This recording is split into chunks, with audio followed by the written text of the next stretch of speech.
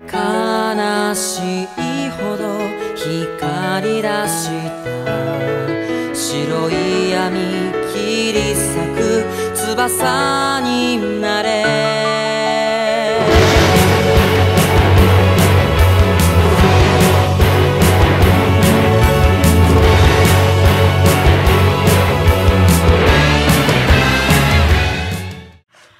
Today we have a devilish kanji that you might recognize from the introductory video if you've been watching this series from the beginning. Today we are dealing with this kanji, and at the very least it's very easy to draw. First draw that long vertical line down, make that little line over to the right, and then make a big line down at the bottom. What does this kanji mean? Nothing very easy. This kanji means above or up. Now I say not very easy because if you're familiar with the word up in the English language, there are about 3 billion definitions. The same can be said for this kanji as it has about 3 billion uses. But first let's do the 3 billion readings for this kanji.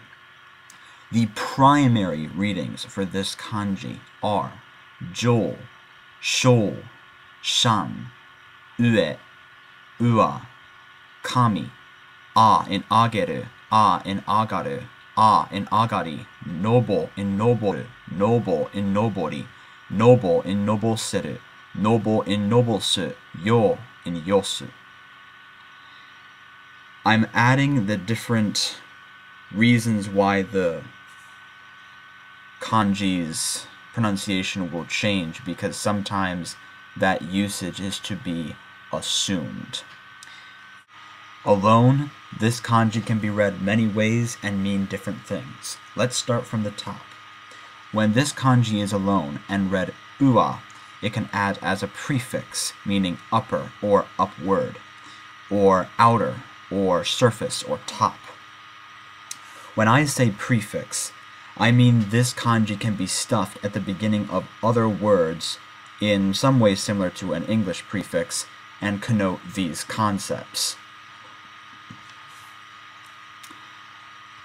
Alone, it can also be read shou and act all by itself as a separate noun, meaning upper part. From this concept, we also get the concept of government. It can mean government as its own separate noun. It can also be read kami, where it is a noun meaning top or upper part. This can also mean the upper part of the body, which is indeed the head. It can also mean the upper part of a river, the upper part of a stream, cataracts and all. It can also refer to someone who is at the upper part of society, such as an emperor, or really any superior will do. And when referring to the upper part of a letter, or the upper part of a sentence, or paragraph, or phrase, it can act as the English phrase, the above. Alone, it can also be read jo, which can mean the first volume. It can also mean superior quality, acting as not the first volume in a set of works, but the first standard amongst other standards. So it refers to superior quality. So we can add na to certain nouns to transform them into adjectives, sometimes known as na adjectives. This is a perfect example. Add na to the end of jo to get jona, which is an adjective meaning governmental. As jo can refer to superiors, jona refers to the government specifically and can refer to the dealings of a government, calling them governmental. In the same vein as that, it can also mean imperial, and more literally, top. At the same time, jona can refer to something as being of the highest quality, meaning best or high class. Jona can refer to something as being ascending or going up. Jona can also refer to someone acting in such a way as they are presenting or showing. Jona can refer to someone or something as being aboard a ship or vehicle in general, though ship is the most literal usage of this particular phrase. Jona can also refer to the standpoint of, so Jona can mean from the standpoint of. In that same vein, Jona can be used in the phrase as a matter of fact. Alone, it can also be read ue. Ue can be used as the polite family suffix. When referring to your mother or your father or a cousin or a brother or sister or aunt or uncle or even a grandfather or grandmother, when you take the word for those individuals and smack ue on the end, it shows that you are referring to them politely. Though in usage it's a little antiquated. You will hear it around, especially if you watch anime, so now you know what it means. Ue is not just a suffix, it is also a noun, meaning upper part, surface, or summit. It can also refer to any superior, lord, sovereign, king, emperor, shogun, whatever. Ue can also mean influence, not as the influence of an emperor, but the influence of, say, drugs, liquor, whatever. Ue no is an adjective. Some nouns put the genitive particle after them to form an adjectival phrase. Here we have ue no, which means above, over, on top of, up, higher.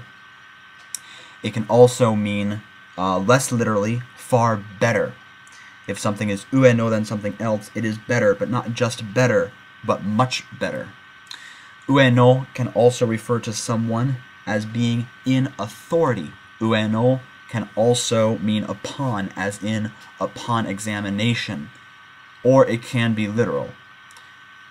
Ue can also act as an adverb and mean above, over, or up. It can also mean besides and after. That is sometimes how it is best translated, but don't go using ue to mean besides and after. There are other words that can connote these concepts. Sometimes ue, however, is best translated as besides or after. Ue can also be used in the phrase as far as something is concerned. Uatsuki means superscript. For those not familiar with what superscript means, superscript refers to lettering that is above the line, if you will. Agezu is an expression meaning every, and then you add a unit of time afterwards. Every day, every second, every month, every year, every minute. That is a conjunction formed using this expression, agezu. Remember it. Put water after up to get jousui, which is a water supply. It can also refer to the water from that water supply, such as, so jousui is sometimes a phrase used as tap water. Flip it to get the term minakami, which is source, which is from where that comes from. As reversed, it refers to a source of water. Minakami simply means any source. From there, it can also mean headquarters. Shove a na at the end to turn it into an adjective, suijou. But this adjective is much more literal and actually means aquatic, coming from on the water. So when something is on the water, or less specifically aquatic in general, you can use the adjective suijou na. Dechiage is a fabrication, something that is made up. Dechiage. Here we have a conjunction, sono ue, furthermore, in addition. This can be extended to sono ue de, which doesn't appreciably change the meaning of this conjunction. Agattari is poor business, a financial term. Put upper in front of itself to get joujou, which is a noun meaning the best. And you guessed it, put na at the end of it to get joujou na, which would mean an adjective referring to something as being the best. There is an unbelievable amount of material that still has to be done concerning this kanji, and it's essentially impossible to do in one video. So, for the first time, and I assure you, not the last, we will be going into a second video with this kanji, because 15 minutes simply is not enough time.